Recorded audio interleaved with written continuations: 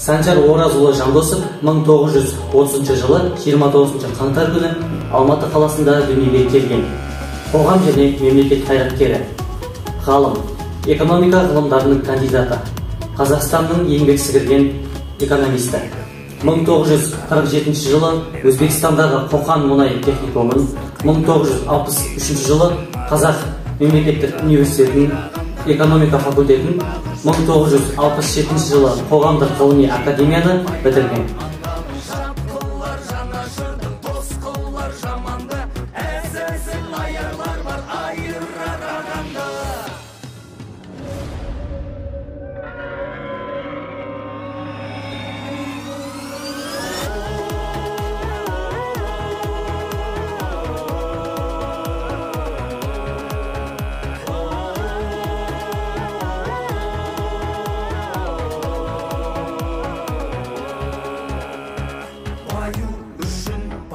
Сатқандар тою үшінде тонында арын сатқан қолданған санасы, ел мен жер бізге аманат, Алаштың баласы.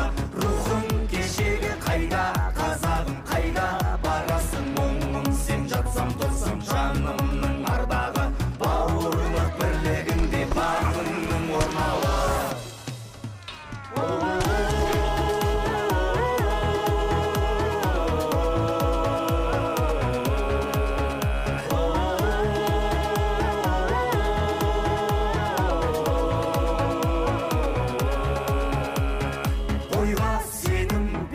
Деп едім шемен шеріңе дәру